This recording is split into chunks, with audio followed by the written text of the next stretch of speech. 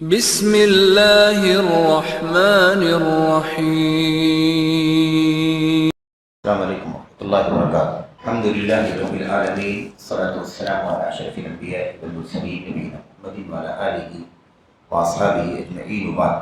امام بربہاری رحمۃ اللہ علیہ کی کتاب شرح السنہ کی شرح کا جو سلسلہ چل رہا ہے، اس سلسلے کی آج کی جو کڑی ہے انشاءاللہ تبارک و تعالیٰ اس میں ایک اہم اصولی مسئلے پر مصنف رحمۃ اللہ علیہ گفتگو کر رہے ہیں، اور یہ مسئلہ بھی سرسری طور پر اس سے پہلے یا بنیادی طور پر اس سے پہلے آ چکا ہے، لیکن آج اسی کے ایک پہلو پر خصوصی گفتگو کر رہے ہیں، اور وہ عنوان ہے مصنف رحمۃ اللہ علیہ چھوٹی چھوٹی بدعتیں جو کسی علاقے میں، کسی خطے میں، کسی ماحول میں پیدا ہوتی ہیں، جنم لیتی ہیں، ان چھوٹی بدعتوں کی خطرناکی پر گفتگو کر رہے ہیں۔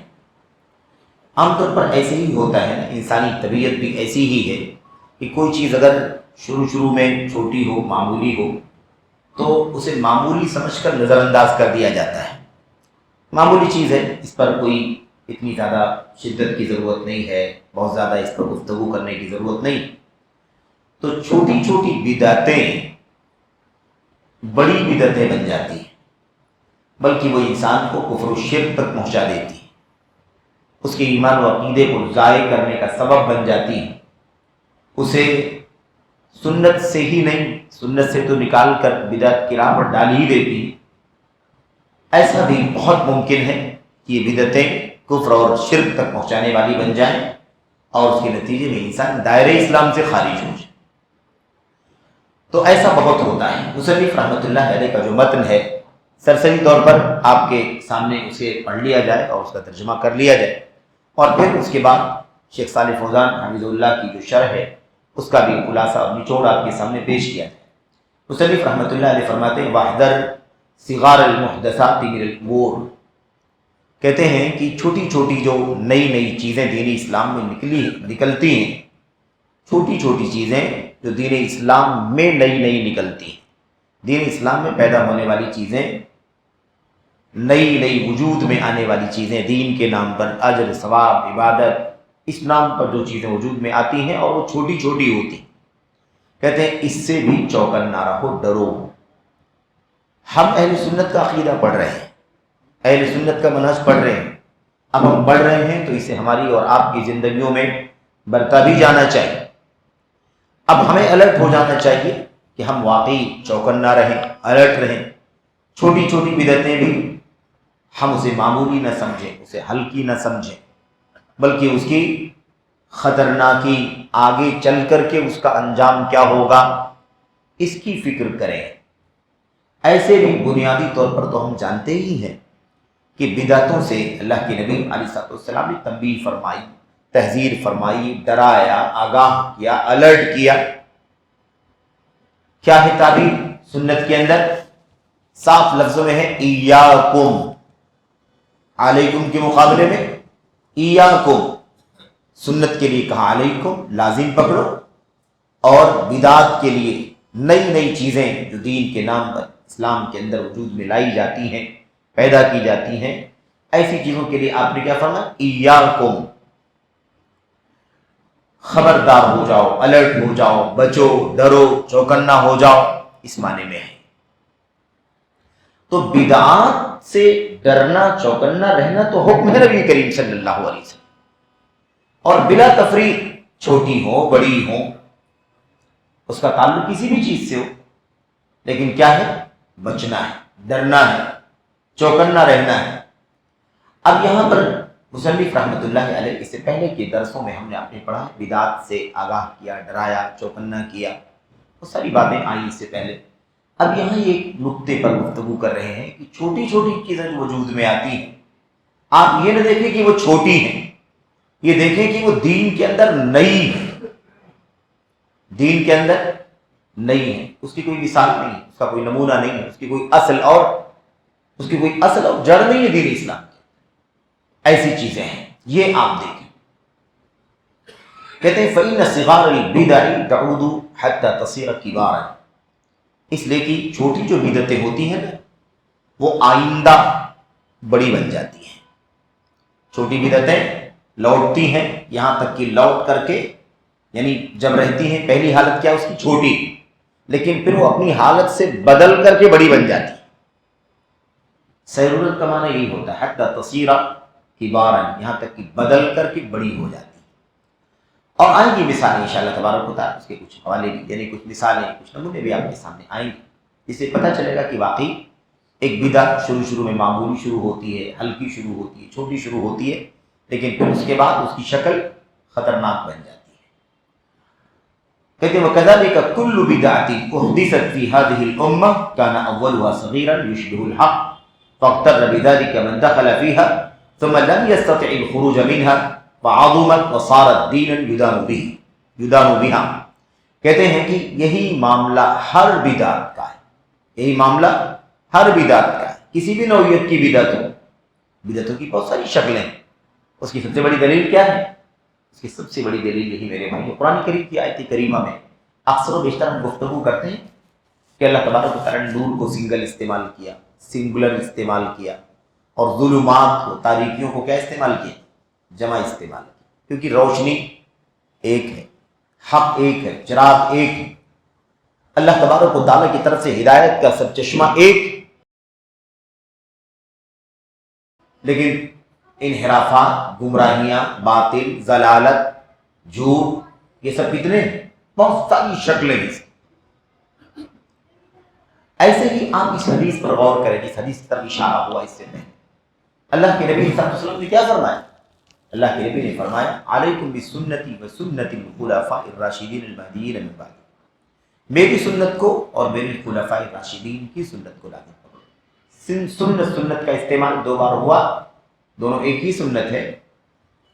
صحابہ کرام خلفاء راشدین جس سنت پر چلتے تھے وہ نبی کریم صلی اللہ علیہ وسلم کی سنت تھی.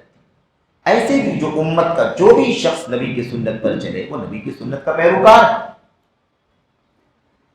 اور یہ تو خلفاء ہیں ہی، یہ کون ہے؟ یہ تو جانشین ہے نبی کریم صلی اللہ علیہ وسلم. آپ کے بعد امت کی باغ ڈور، امت کی دیکھ ریکھ، امت کی قیادت، سیادت، امت کی ولایت اور تمام پہلوؤں پر رہنمائی، میرے بھائیوں یہ خلفاء راشدین کا تو تذکرہ آئے ہی خصوصیت کے ساتھ. سنت کو واحد استعمال کیا گیا، اور آگے اللہ کے نبی کیا فرمایا؟ وَإِيَّاكُمْ وَمُحْدَثَاتِ الْأُمُورِ، اور بچ کر کے رہنا دین اسلام. دین اسلام امر ہے، ایک امر، ایک معاملہ ہے، ایک چیز ہے جو اللہ تبارک و تعالیٰ کی طرف سے اترا ہے. عادل امر، یہ امر یعنی دین کا معاملہ، اسلام کا معاملہ.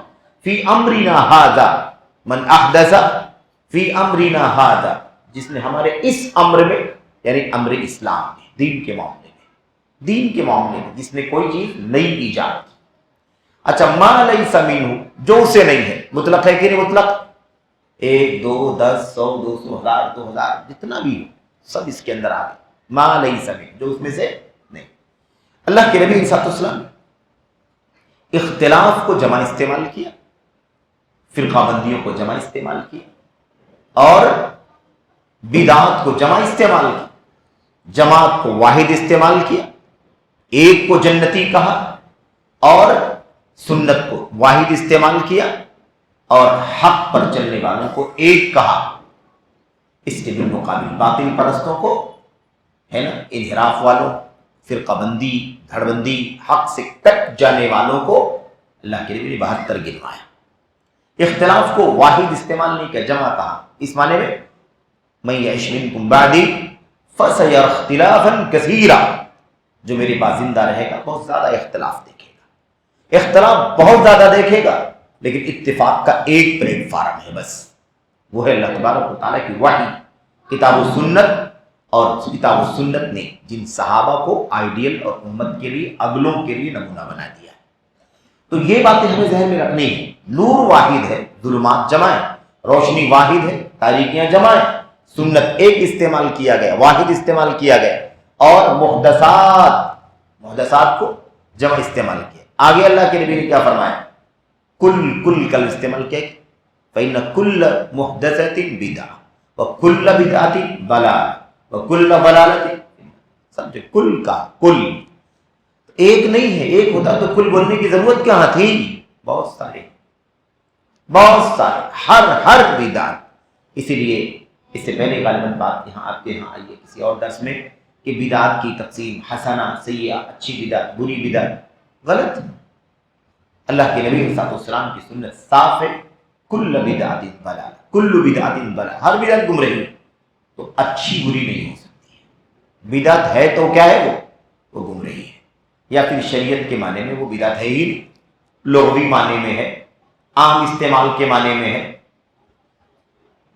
الگ تعبیر ہے. پھر شریعت کی تعبیر وہ نہیں ہے. لیکن شریعت کی تعبیر میں جو چیز بدعت بنتی ہے وہ گمراہی بھی ہوتی ہے، اور جو گمراہی ہے اس کا انجام جہنم ہے. گمراہی اس پر بات آ چکی ہے. اگر وہ گمراہی کفر و شرک تک لے جانے والی گمراہی ہو تو ہمیشہ ہمیشہ کے لیے جہنمی ہو جائے گا انسان، اگر بغیر توبہ کیے دنیا سے چلا گیا ہو. اور اگر وہ اسے کفر و شرک تک لے جانے والی ضلالت نہ ہو، ضلالت کی حد تک ہو، یعنی اس حد تک ضلالت ہو کہ وہ کفر و شرک تک نہیں پہنچتی، تو ایسی صورت میں وہ جہنم کی سزا پا کر کے اس سے کیا ہوگا؟ اسے چھٹکارا حاصل کر لے گا. بہرحال خلاصہ یہ ہے کہ یہاں چھوٹی بدعتوں پر بات چل رہی ہے. تو بدعتیں چھوٹی ہوتی ہیں، دھیرے دھیرے بدل کر کے بڑی ہو جاتی. ہر بدعت جو اس امت کے اندر ایجاد کی گئی ہے، نئی جو چیز نکالی گئی ہے، کانا اولها صغیرا یشبہ الحق، اس کا آغاز چھوٹا تھا اور حق کے مشابہ تھے. دو باتیں بیان کی. ایک بات تو کیا کہا کہ اس کا آغاز کیا تھا؟ وہ چھوٹی تھی، اسٹارٹ میں چھوٹی چیزیں تھی. اکا دکا آدمی نے، آپ سوچئے کہ بصرہ میں سب سے پہلے تقدیر کے انکار کی بدعت شروع ہوئی. تقدیر کے انکار کی بدعت کہاں سے شروع ہوئی؟ بصرہ میں. معبد جوہنی نے سب سے پہلے کیا کیا؟ معبد جوہنی نے سب سے پہلے تقدیر کا انکار کیا. ٹھیک ہے. اب آپ کو واقعہ معلوم ہے حدیث جبریل کا. حدیث جبریل کے بیان کرنے کا پس منظر کیا ہے؟ یہی منکرین تقدیر، انہی تقدیر کے انکار کرنے والوں کے بارے میں دو تابعی ائمہ نے یہ طے کیا کہ ہم حج یا عمرہ کرنے کے لیے جا رہے ہیں، چل کے وہاں پر ہم مکے میں اللہ کے نبی صلی اللہ علیہ وسلم کی کسی صحابی سے ملاقات کر کے یہ مسئلہ ان کے سامنے رکھیں گے.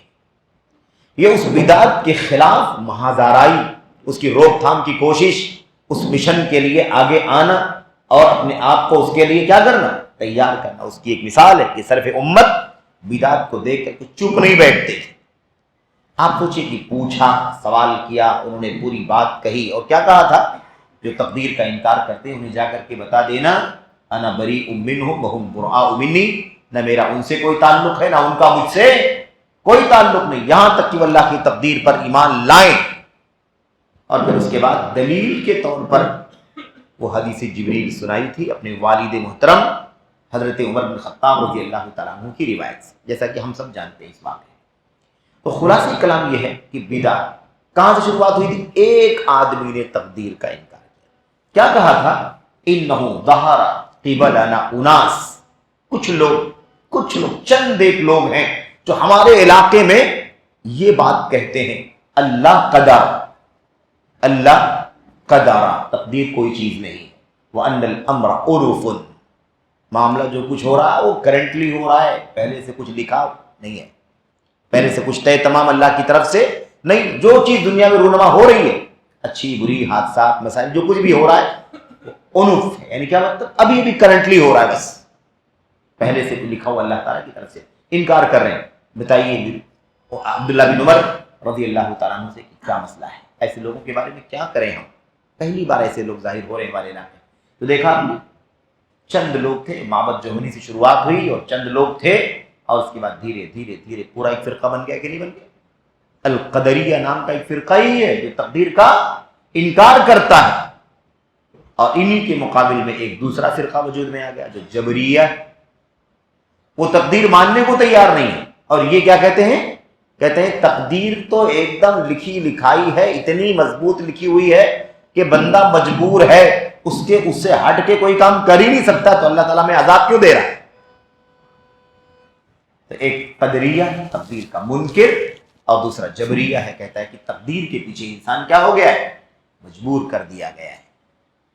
لکھا ہے تو لکھا ہے تو ہوگا ہی، ہم بچنا بھی چاہیں تو نہیں بچ سکتے. اس طرح کی باتیں ان لوگوں نے کہی.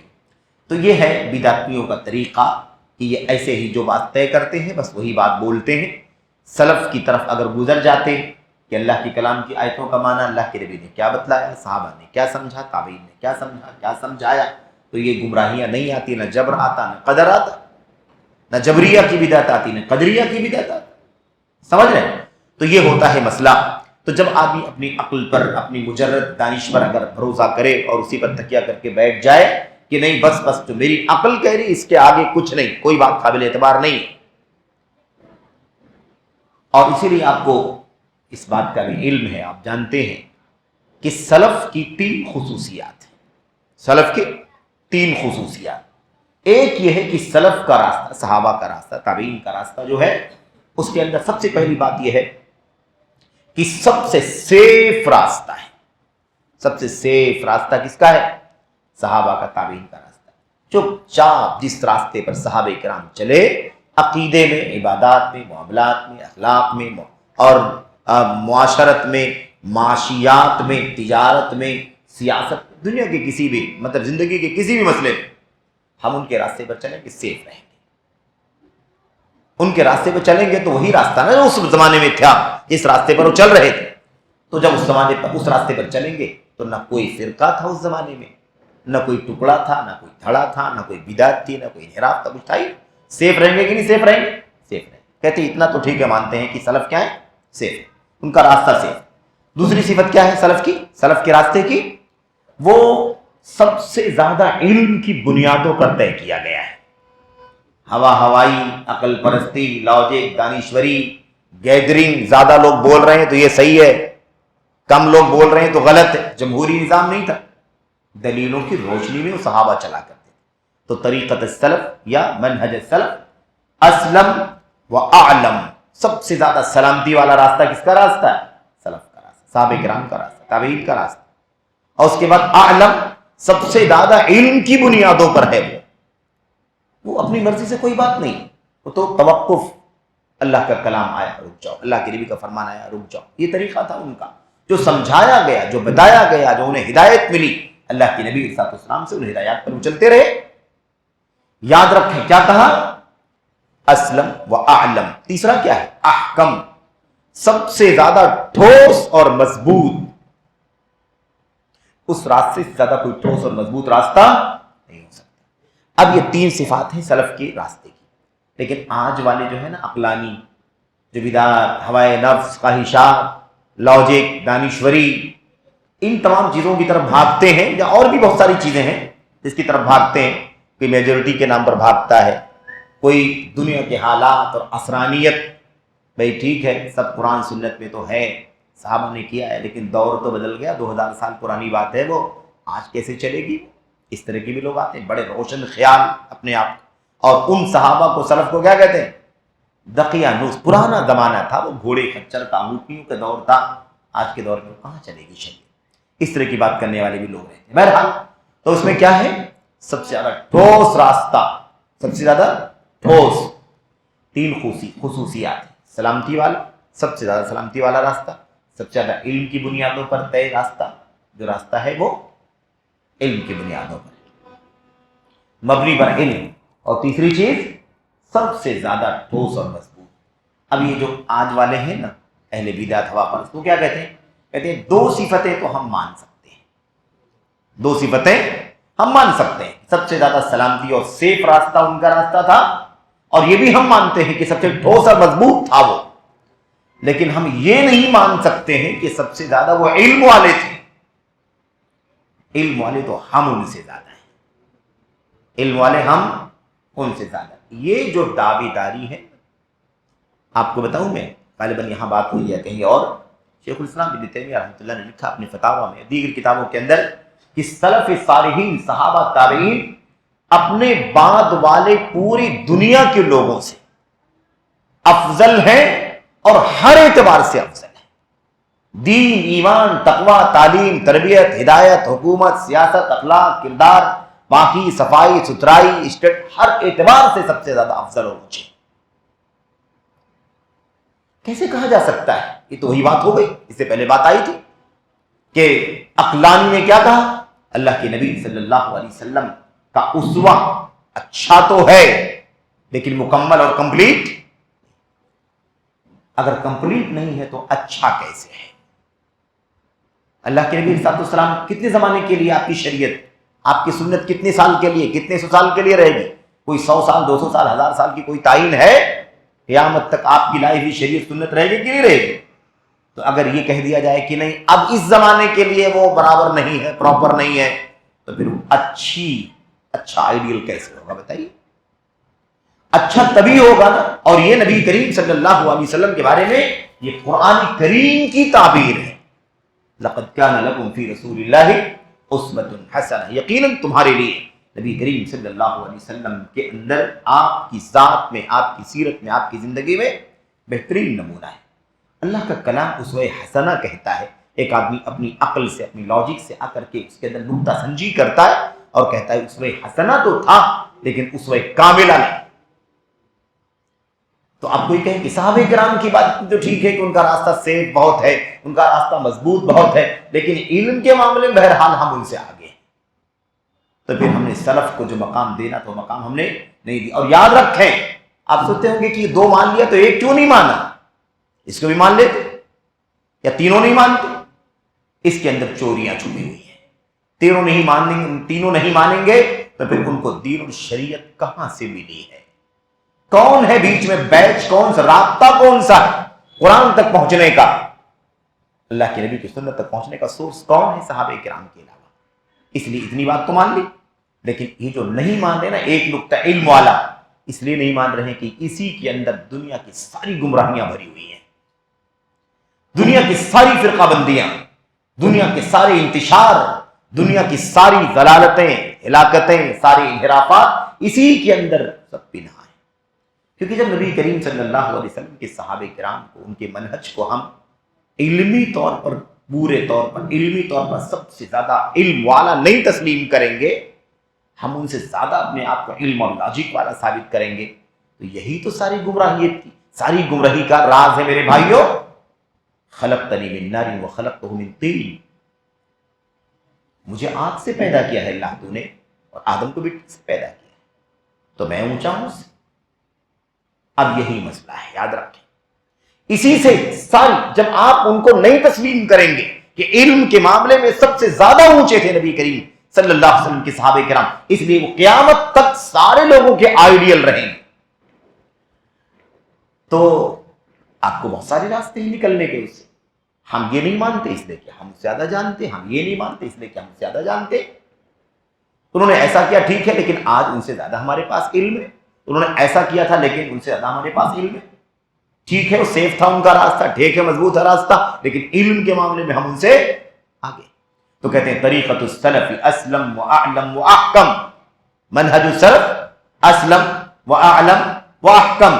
اور اہل بدعت کیا کہتے ہیں، منحرفین کیا کہتے ہیں؟ طریقۃ السلف یا منہج السلف اعلم، کیا کہتے ہیں؟ اسلم واحکم، ومنہج الخلف اعلم. اور بعد والوں کا منہج، سلف کا منہج سلامتی والا ہے، ٹھوس اور مضبوط ہے. علم کے اعتبار سے وہ اتنا زیادہ نہیں ہے جتنا آج ہم لوگ. بعد والوں کا راستہ زیادہ علم پر مبنی ہے. یہاں سے ساری گمراہی باہر نکلتی ہے. تو ہوا پرستیاں آتی ہیں، اپنی لاجک کا استعمال، دانشوری کا استعمال. جتنے فرقے دنیا میں وجود میں آئے ہیں، بس اس کے پیچھے یہی ایک راز ہے میرے بھائیوں، ان لوگوں نے اللہ کے نبی کے صحابہ کے علم پر اعتماد نہیں کیا، اپنے آپ کو زیادہ ہوشیار، عقل مند، دانشور سمجھ لیا، اور اس کے نتیجے میں کیا ہوا؟ اس کے نتیجے میں یہ گمراہیاں، یہ ضلالتیں وجود میں آ گئی. اچھا، اس کے بعد دیکھیے آئیے کیا کہا، ہر بدعت جو اس امت کے اندر وجود میں لائی گئی ہے، ایجاد کی گئی ہے، کان اولها صغیرا، اس کا آغاز کیا تھا؟ اس کا آغاز، اس کا اول شروع والا کیسا تھا؟ چھوٹا تھا.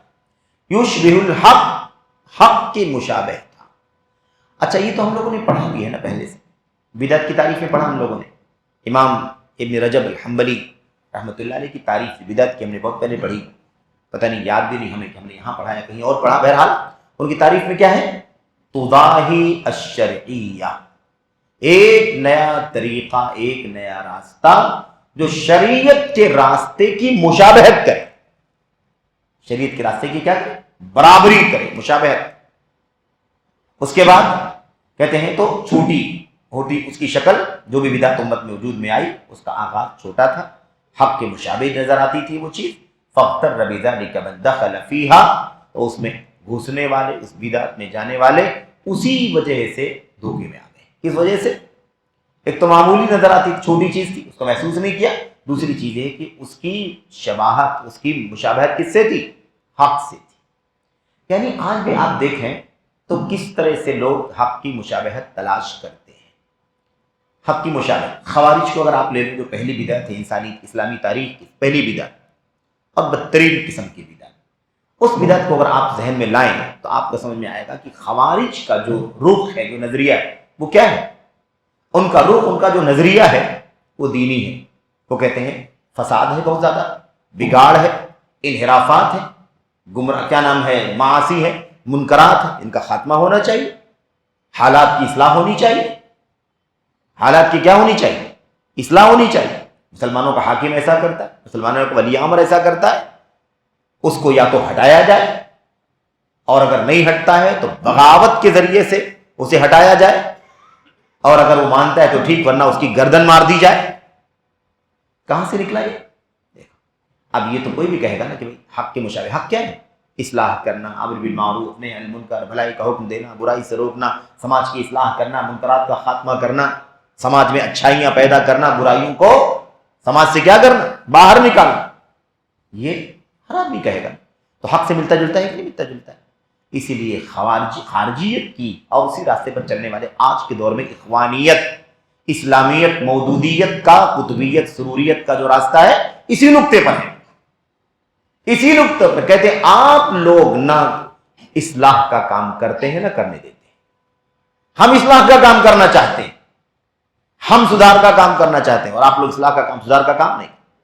اس طرح سے اب مسئلہ یہی ہے کہ اگر وہ اپنے آپ کو اتنا زیادہ عقل مند اور سمجھدار اور علم والا نہ سمجھتے، اگر سمجھتے کہ اگر یہ اصلاح کا کام ہوتا تو نبی کے صحابہ نے کیا ہوتا کہ نہیں کیا ہوتا؟ نبی کے صحابہ نے کیا سمجھا کہ ہاں یہ کام ہونا چاہیے؟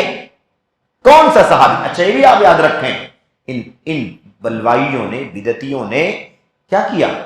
آپ بھی جانتے ہوں گے کہ بہت کوشش کی ہے کہ کسی اکا دکا صحابی کا نام جوڑے کہ خارجیت کے مسئلے میں تھے، حضرت عثمان غنی کو شہید کرنے میں فلاں صحابی کا ہاتھ تھا، حضرت عمر کے مسئلے میں فلاں صحابی کا ہاتھ تھا، حضرت حسین کے معاملے میں فلاں صحابی کا ہاتھ تھا۔ اس کی بڑی کوشش کی ہے بدعتیوں نے، لیکن یاد رکھیں کہ کوئی بھی سند معتبر، کوئی بھی سلسلے میں بات پورے طور پر قابل اعتبار نہیں ہے۔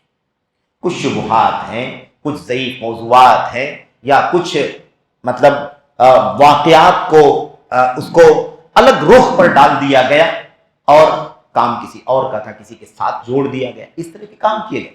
کیوں؟ اس لیے کہ صحابہ کرام کو اگر اس نقطے پر اگر وہ لانے میں کامیاب ہو جائیں گے تو انہیں بہت بڑا سپورٹ مل جائے گا، ہماری اور آپ کی زبان میں مضبوطی حاصل ہو جائے۔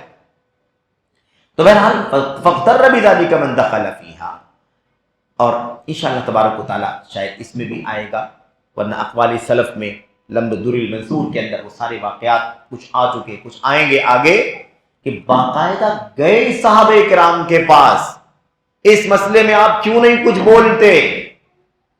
اس مسئلے میں آپ کیوں نہیں بولتے؟ انہوں نے کہا میں نہیں بولنا چاہتا، یہ مسئلہ بولنے جیسا نہیں ہے، فتنوں میں نہیں پڑنا چاہیے۔ اللہ کے نبی نے منع فرمایا اس طرح کے حالات میں آدمی گھس بیٹھ کرے، بات چیت کرے، اس کے اندر جائے گھسے اور اس کے اندر تبصرہ کرے، مثبت منفی باتیں کرے، کسی کو کوئی بات، کسی بات کا حکم دے، کسی کو کسی چیز سے منع کرے۔ ان تمام چیزوں سے میں اپنے آپ کو دور رکھنا چاہتا ہوں۔ تو یاد رکھیں، اس سے مسئلہ کیا ہے؟ دھوکہ۔ جو اس میں داخل ہو گیا اس کو اسے دھوکہ ہو گیا، اسے دھوکے میں پڑ گیا اس میں جانے والا۔ اب آدمی سوچتا ہے کہ بہت اچھا کام ہے۔ آج دیکھ لو مثال کے طور پر، آج کل جو آئی ایس والوں نے فتنہ پھیلایا، لشکریوں نے فتنہ پھیلایا، اور حزب المجاہدین اور فلاں، اور ابھی آئی ایس کیا کہتے ہیں وہ، پی ایف آئی، اور جتنے اس طرح کے لوگ ہیں، ان سب نے یہی بات سب کے سامنے رکھی، حالات بہت خراب ہیں، اصلاح کرنے کے لیے آگے آؤ، ہے نا، سدھار کرنے کے لیے آگے آؤ، حالات کو بدلنے کی ضرورت ہے، اور ہمیں ایسا کرنا چاہیے، ہمیں ایسا کرنا چاہیے۔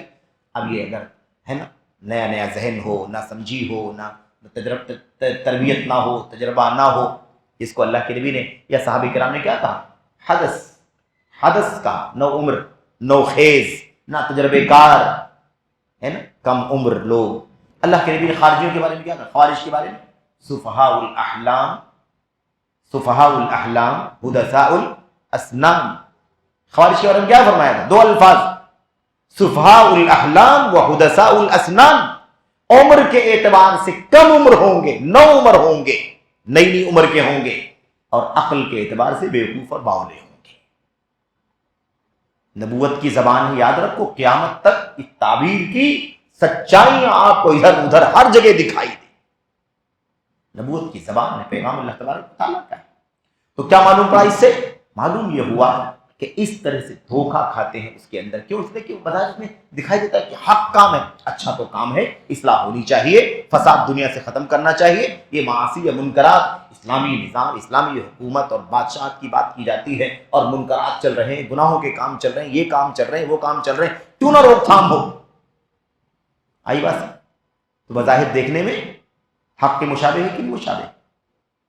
بھلائی کا حکم دینا، برائی سے روکنا، لیکن ضابطے اس کے نہیں سمجھ میں آتے. نہ ہر جگہ منکر کا انکار کرنا ہے، نہ ہر جگہ معروف کا حکم دینا. یہ بھی یاد رہے، ایسی ایک نہیں بے شمار شکلیں ہو سکتی ہیں دنیا میں جب انسان کو اللہ نے حکم دیا بھلائی کا حکم دو، برائی سے منع کرو. لیکن یہ بھی جاننا ضروری ہے کہ کب بھلائی کا حکم دینا ہے اور کب منکر سے روکنا ہے. ایسا ہو سکتا ہے ایک غیر مناسب موقع پر بھلائی کا حکم دیا تو بھلائی کا حکم دینا منکر بن جائے گا، اور غیر مناسب جگہ منکر سے روکنے کا کام کرے گا تو وہ اور زیادہ منکر بن جائے گا. اسی لیے بہت اچھی طرح اس نقطے کو بھی جاننے کی ضرورت. اس کے بھی اصول ہیں، اس پر بھی لمبی گفتگو اور تربیتی باتیں ہمیں اپنے علماء سے پڑھنے اور جاننے کی ضرورت ہے تاکہ ہم غلطیاں نہ کریں. کیونکہ یہی جذباتیت آتی ہے اور آدمی ضابطہ نہیں سمجھتا ہے، اور ہر جگہ انکار منکر کا ڈنڈا لے کر کے چلتا ہے، ہر جگہ امر بالمعروف کا میرے بھائیوں کام کرنے کی کوشش کرتا ہے. بہت مرتبہ ایسا ہوتا ہے کہ امر بالمعروف معروف نہیں ہوتا اور انکار منکر خود منکر ہوتا ہے. اس لیے سے جاننے کی ضرورت ہے. بہرحال اس کی مثالیں بھی ہیں. کیا کہا؟ ثم لم يستطع الخروج منها، جو اس میں گھسا، دھوکے میں آیا اور اس میں چلا گیا، اور جب ایک بار چلا گیا تو اسے نکلنے کی طاقت اسے نہیں ہوئی، پھر وہ نکل نہیں سکا، پھر اسے نکلنے کی طاقت نہیں ہوئی، یعنی اس کے بس میں رہا نہیں، وہ پھنس گیا، اسی میں چلا گیا، اور اسی بدعت کی دلدل میں میرے بھائیوں وہ رہ گیا، اس سے نکل نہیں سکا. کیا کہا اس کے آگے؟ وَعَظُمَتْ وَصَارَتْ دِينًا يُدَانُ بِهَا. پھر وہ بدعت کیا ہو گئی؟ وہ بدعت دھیرے دھیرے بڑی ہو گئی، بڑھتے بڑھتے کیا ہو گئی؟ بڑی ہو گئی. اب دیکھیے اللہ کے نبی کے ساتھ خوارج کے بارے میں بات کر رہے ہیں ہم لوگ، ایک مثال بدعت کی مثال. وہ باتیں آگے پڑھیں گے ہم لوگ، لیکن کم سے کم اس متن پر بھی ہلکی سی ہے نا روشنی کم سے کم پڑے تو شاید متن بھی سمجھ میں آ جائے وقتی طور پر، خلاصے کے طور پر. اللہ کے نبی صلی اللہ علیہ وسلم کے سامنے کا واقعہ ہے نا حنین کے موقع پر، غزوہ حنین کے موقع پر ذوالخویسرہ نے کیا کہا تھا؟ آپ عدل و انصاف سے کام لیجیے، انصاف نہیں کر رہے ہیں. وہی شروعات ہوئی ہے. اب دیکھیے یاد رکھیں اللہ کے نبی کے سامنے کی بات ہے، لیکن وہ ایک آدمی تھا، اس آدمی نے ایک بات کہی، اور اللہ کے نبی علیہ السلام نے اس چیز کو بہت ناگوار سمجھا، اور آپ نے کہا بھی کہ اگر میں انصاف نہیں کر رہا ہوں تو کون انصاف کرے گا؟ مطلب میرے بارے میں تو کہتے ہو میں انصاف نہیں کر رہا، میں اللہ کی طرف سے نبی ہوں، عام انسانوں کی طرح تو نہیں ہوں میں. نبوت اور رسالت کا اللہ نے مجھے مقام عطا فرمایا، کیسے ہو سکتا ہے کہ میں انصاف نہ کروں؟ اور اگر میں انصاف نہیں کر رہا ہوں تو خسارے میں ہے، تو خسارے میں ہے اگر تو مجھے انصاف کرنے والا نہیں سمجھتا ہے. لقد خبت وخسرت ان لم اکن اعدل، اگر میں انصاف نہیں کر رہا ہوں تو خسارے میں ہے. یہ دعویٰ کرنا، یہ بولنا، یہ الزام لگانا انسان کو خسارے اور گھاٹے میں ڈال دے گا، بڑا خسارہ. بہرحال صحابہ نے کہا اللہ کے نبی آپ اجازت دیجیے اس کی گردن مار دیتے. اللہ کے نبی نے فرمایا اس کو مار کے کوئی فائدہ نہیں ہے، اس کی نسل سے بہت سارے لوگ نکلنے والے. اس وقت کیا تھا؟ ایک فکرہ آیا تھا، چھوٹا تھا کہ نہیں چھوٹا تھا؟ فکرہ تھا، چھوٹا تھا. اس کے بعد دھیرے دھیرے دھیرے حضرت اللہ کے نبی کی وفات ہو گئی، اور آپ جانتے ہیں کہ حنین کے بعد آپ 2-3 سال 4 سال باحیات رہے، اس کے بعد وفات ہو گئی اللہ کے نبی صلی اللہ علیہ وسلم کی. اس کے بعد ابوبکر صدیق خلیفہ ہوئی، 2.5 سال کا عرصہ تقریباً. عمر بن خطاب خلیفہ بنے، تقریباً 10.5 سال کا عرصہ خلافت. عثمان غنی بنے، 12.5 سال کا عرصہ. اب آپ دیکھیے اس پورے عرصے میں حضرت عمر بن خطاب رضی اللہ تعالیٰ عنہ کو شہید کرنے کے پیچھے ان کے ہاتھ، حضرت عثمان غنی رضی اللہ تعالیٰ عنہ کو شہید کرنے والے یہی لوگ، لیکن اس کے بعد تو پورے طور پر ایک دم مسئلہ سنگین ہو گیا امت کے علماء کے سامنے، اور اس سنگینی کا اندازہ حضرت امام محمد بن سیرین رحمۃ اللہ علیہ کی اس بات سے لگائیں جسے امام مسلم نے اپنی صحیح میں مقدمے میں نقل فرمایا ہے۔ کیا فرماتے ہیں وہ؟ کہتے ہیں کہ لم یکونوا یسألون عن الاسناد حتى اذا وقعت الفتنة قالوا سموا لنا رجالکم۔ حالت یہ تھی، اپنے بارے میں صحابہ کرام کی زندگی کے بارے میں کہتے ہیں میرے بھائیو ہمارا معاملہ یہ تھا کہ لوگ کبھی کسی سے سند کے بارے میں پوچھتے ہی نہیں تھے۔ میں نے کوئی بات بیان کی، ایک دم یقین ہے میری بات پر، کوئی نہیں پوچھتا تھا آپ نے کہاں سے سنا، آپ کو کس نے بتلایا، کوئی سوال ہی نہیں کرتا تھا۔ آپ نے کوئی بات کہی، مجھے یقین ہے، سب لوگوں کو یقین ہے کہ آپ نے جو بات کہی ہو بالکل سچی بات ہے، یہ کوئی نہیں کہتا تھا آپ نے سنا کہاں سے ہے، کیونکہ صحابہ کرام کا اپنا بیان ہے، لم نکن نعلم الکذب، جھوٹ بولنا تو دور کی بات، ہم جھوٹ جانتے بھی نہیں تو جھوٹ کیا چیز ہے، میرے بھائی کی حالت تھی۔ لیکن اس کے بعد کہتے ہیں جب فتنہ واقع ہوا، فتنہ واقع کون سا فتنہ؟ حضرت عثمان غنی رضی اللہ تعالیٰ عنہ کی شہادت کا دردناک واقعہ پیش آیا، وہاں سے امت میں انتشار ہو گیا کہ بھائی یہ تو ایک طبقہ الگ ہے جو امانت دار نہیں ہے، جو سنت کے راستے پر نہیں ہے۔ اب تو کوئی بات بیان کرے گا تو کنفرم کرنا پڑے گا کہ بھائی آپ کس کے واسطے سے بیان کر رہے ہیں۔ اگر ان میں سے کوئی رہے گا تو پھر اس کی بات کا اعتبار، بیان کیا باقاعدہ اس کے اندر پوچھا جاتا تھا، سموا لنا رجالکم، بھائی کن لوگوں نے نیریٹ کیا ہے، کن لوگوں نے بیان کیا ہے، ذرا بیان کرنے والوں کے نام بتاؤ، کس سے سنا، کس نے بیان کیا، چین بتاؤ کم سے کم، کون تھے وہ، کس نے بیان کیا بتاؤ۔ کہتے ہیں اگر وہ اہل سنت میں سے ہوتا تو اس کی بات کو لے لیا جاتا، اور اہل بدعت میں ہوتا تو اس کی بات کو رد کر دیا جاتا۔ آپ دیکھ رہے ہیں حالت آگے بڑھتے بڑھتے کہاں پہنچ گئی۔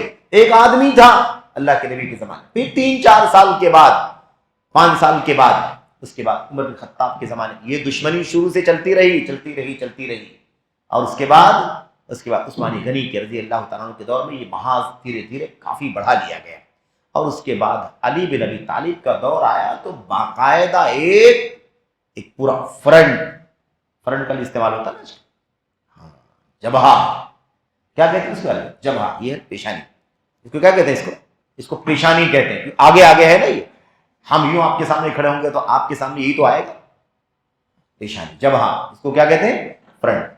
تو ان لوگوں نے پورا ایک مہا فرنٹ بنا لیا۔ حضرت علی بن ابی طالب اپنے ساتھیوں کے ساتھ، صحابہ تابعین کے ساتھ ماشاءاللہ خلافت کا کام ہے نا، امت کی باغڈور کا کام کر رہے ہیں، اور ادھر ایک دھڑا الگ سے چھپر اوپر ڈال کر کے 5-6 ہزار 7 ہزار لوگوں کا الگ تھلگ بیٹھ گیا۔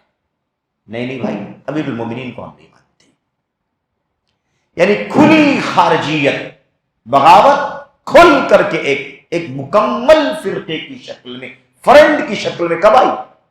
حضرت علی بن ابی طالب رضی اللہ تعالیٰ عنہ کے دور خلافت۔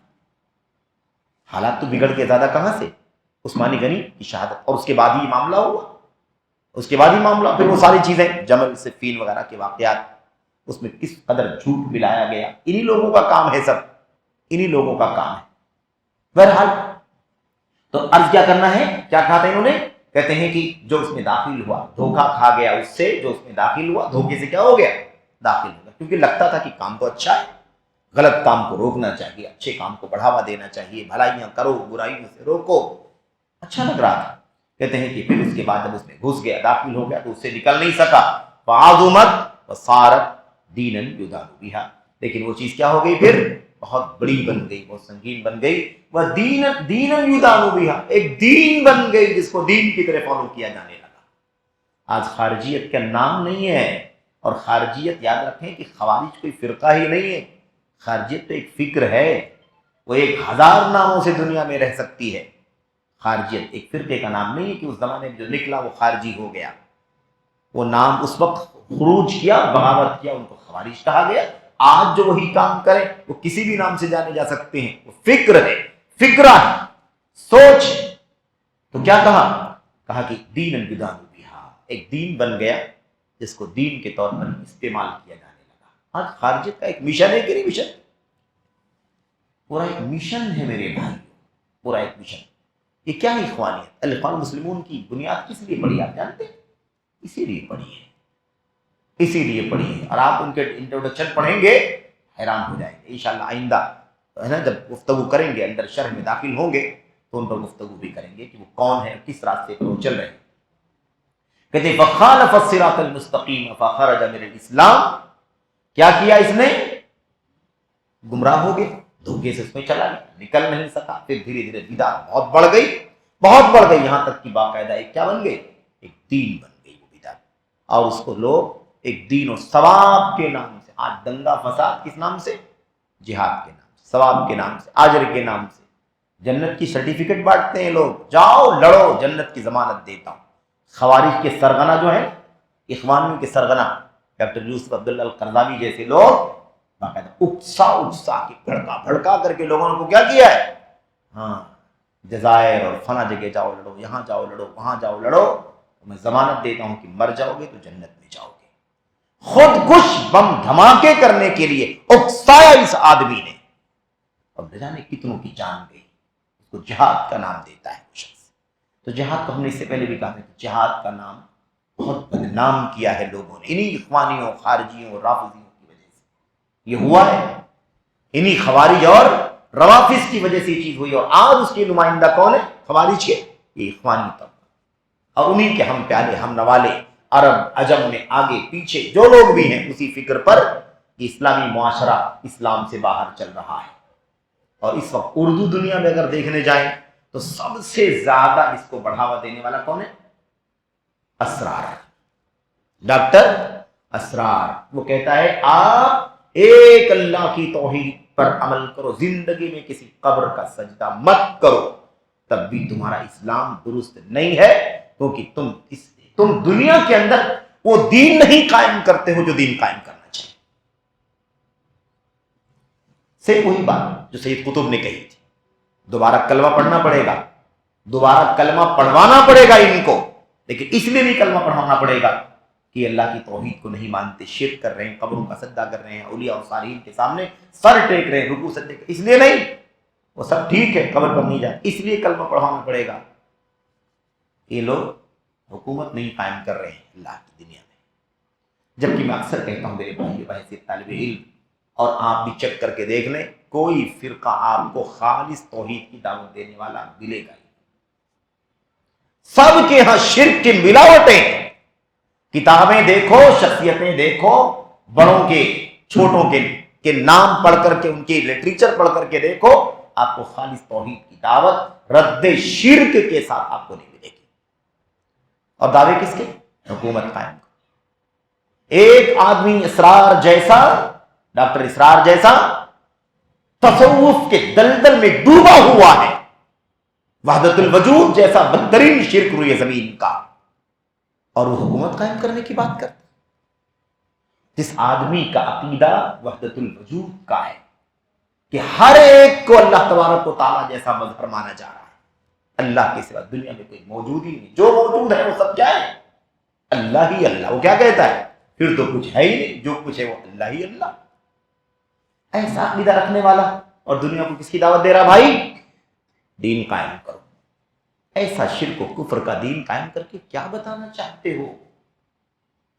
تم سے اچھے تو وہ ہوں گے جو کم سے کم گنتی کے معبودوں کو، باطل معبودوں کو معبود مانتے ہیں.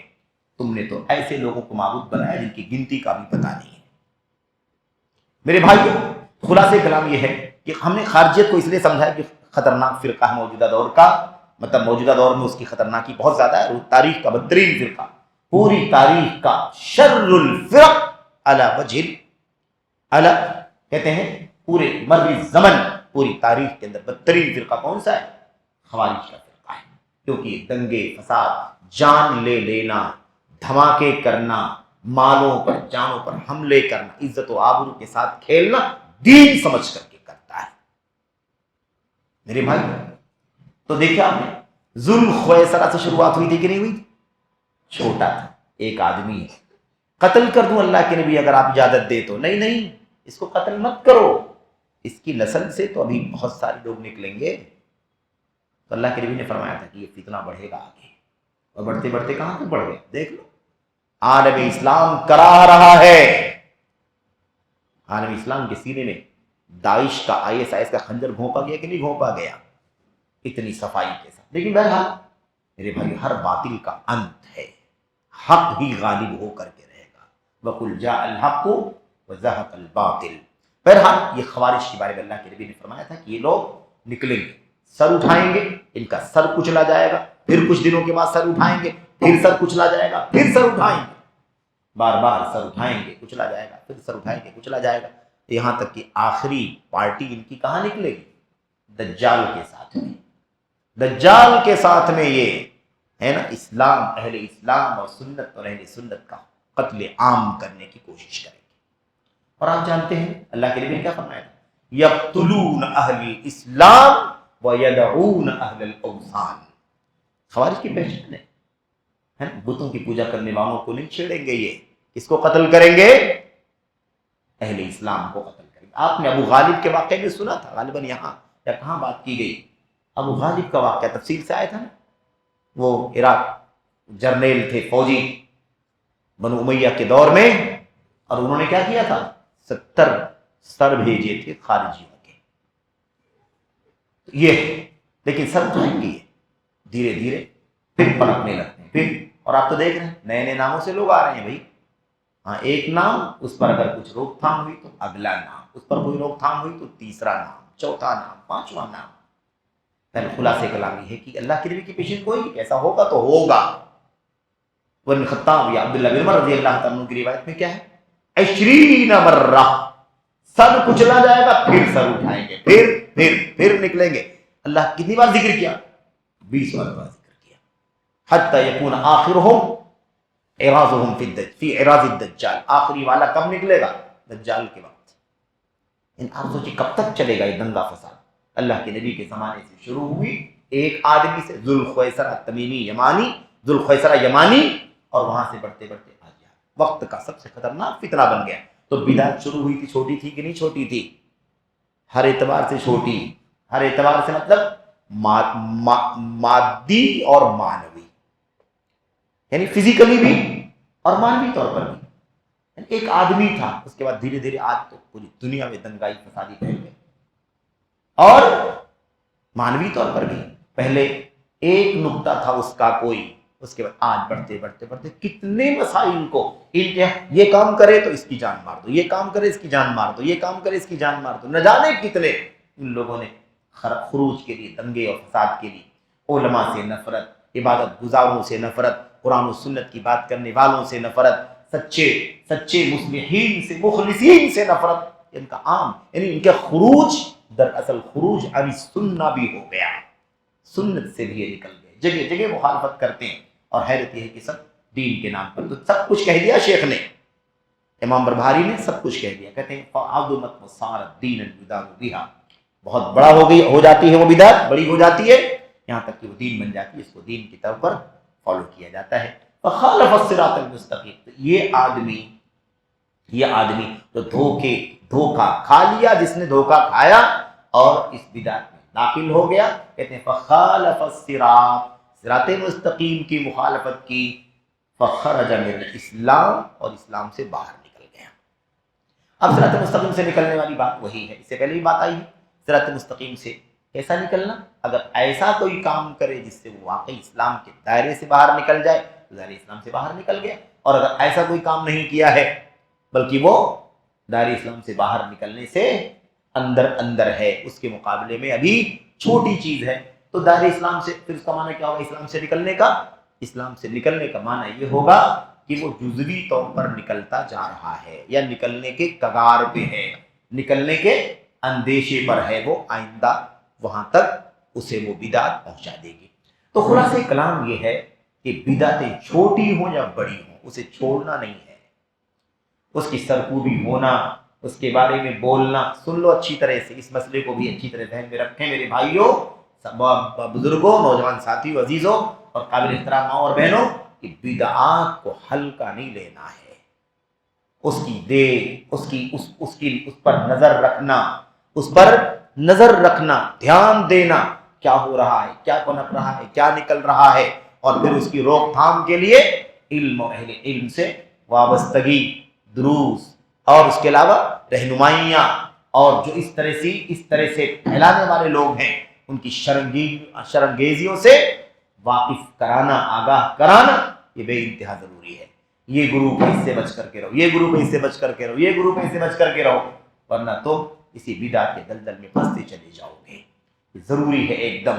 اب آپ دیکھیں گے کہ یہ جو ہم نے آپ نے متن پڑھا ہے، انشاءاللہ تبارک و تعالیٰ آج اسی پر اکتفا کرتے ہیں، انشاءاللہ اس کی شرح پر ہم گفتگو کریں گے آئندہ اس میں، تو بہت ساری چیزیں آسان ہو جائیں گی، کیونکہ ہم نے کچھ باتیں پہلے ہی مقدمے کے طور پر کہہ دی ہیں، پھر بقیہ چیزیں جو آئیں گی حسب ضرورت اس پر گفتگو کی جائے گی۔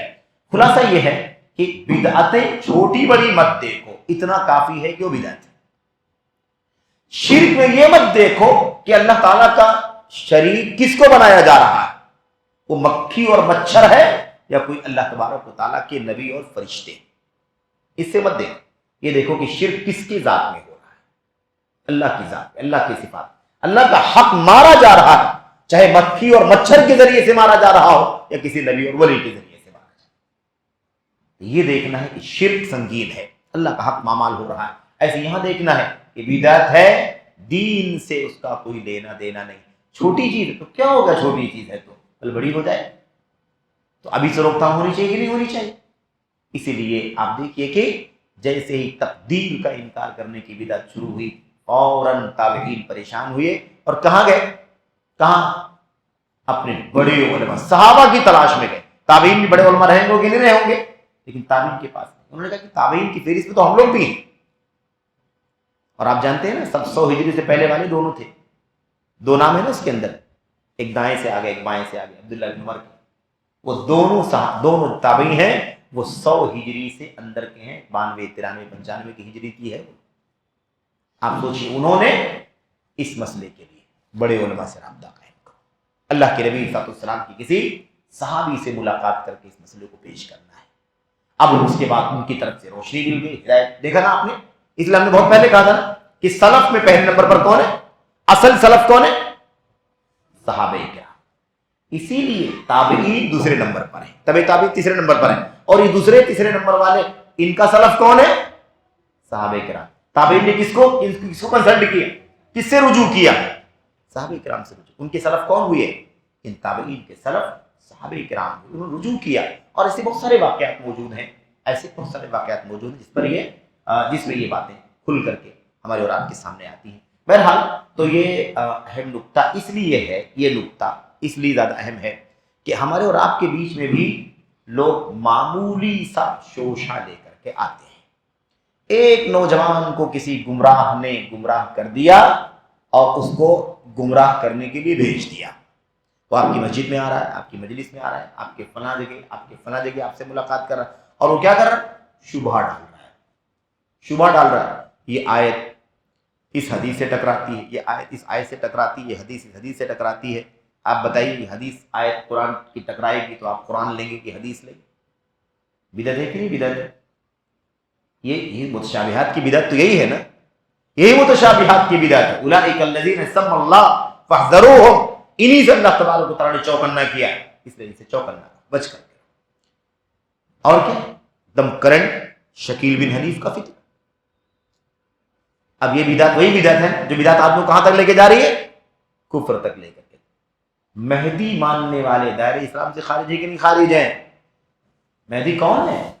وہ ہے جس کو اللہ کے نبی نے مہدی کہا ہے، وہ مہدی۔ کس کو تم نے مہدی مان لیا؟ جھوٹے نبوت کے دعوے دار کو، مہدی ہونے کے دعوے دار کو۔ یاد رکھیں۔ اب دیکھیں ایک نوجوان آتا ہے، شکیل بن حنیف کے فتنے میں الجھا ہوا ہے، اور وہ دوسروں کو بھی الجھانے کے لیے، گمراہ کرنے کے لیے مسجدوں میں ملتے جلتے، جاب سرکل میں، آفسوں میں، ہے نا، کلاسوں میں بھی لوگ کام کر رہے ہیں، جہاں ملاقات ہوتی وہاں کام کر۔ تو ابھی چھوٹی ہے، لوگ کیا کہتے ہیں، ارے وہ ایک لڑکا ہے، ارے وہ فلاں ہے۔ آج وہ چھوٹا لگ رہا ہے نا آپ کو، بدعت کیا ہو جائے گی، دھیرے دھیرے بڑی ہو جائے گی۔ جب شکیل بن حنیف نے مہدی ہونے کا دعویٰ کیا ہوگا تو اکیلا ہی رہا ہوگا کہ نہیں رہا ہوگا؟ آج 12,000 ہے کہ نہیں ہے؟ آج اس کے فالوور کتنے ہیں؟ اس کے فالوور 12,000 ہو گئے۔ बिदात छोटी थी, धीरे धीरे बड़ी हो गई कि नहीं होगी। इसलिए कभी भी हमें बिदात को छोटा समझ करके हल्के में नहीं लेना, उसे नजरअंदाज नहीं करना है, उससे सरफे नजर नहीं करना है, बल्कि अलर्ट रहना है। नजर रखो, ये बिदात आज छोटी है, कल बड़ी हो जाए। और फिर इंसान जब छोटी समझ के घुसेगा तो बड़ी से बड़ी तक होने तक अंदर ही रहेगा, उससे निकलने की तौफीक मिल जाए, ये अल्लाह तबारक व तआला की, मेरे भाइयों, मर्जी है, अल्लाह तबारक व तआला की तरफ से है कि अल्लाह से तौफीक दे दे, निकाल दे, ठीक है। वरना आमतौर पर क्या होता है, आमतौर पर दिल कमजोर होते हैं और दिलों में जब बिदअतें बैठ जाती हैं तो फिर निकलती नहीं है। इसीलिए सलफ सुनना भी गवारा नहीं करते, मजलिस पे बैठना, रास्ते में ऐसे ही टकरा करके मुलाकात करना भी नहीं चाहते थे। उधर बिदअती है राफजी खारजी ज़हनियत का, उसे दूर रह उस किनारे चलते थे, रास्ते के उस किनारे, नहीं उसके किनारे नहीं जाना, हो सकता कोई बात बोल दे तो शुबहा बिदअत का। इसलिए हमें छोटी बड़ी बिदात नहीं बल्कि बिदात से आगाह रहना है, चौकन्ना रहना है, और आगाह करना है, चौकन्ना करना है। अल्लाह ताला हमें और आपको इस तौफीक अता फरमाए। आमीन रब्बल आलमीन। सल्लल्लाहु अलैहि वसल्लम व बारक अला नबीना मुहम्मद व अला आलिहि व सहबिहि अजमईन। अस्सलामु अलैकुम व रहमतुल्लाहि व बरकातहू।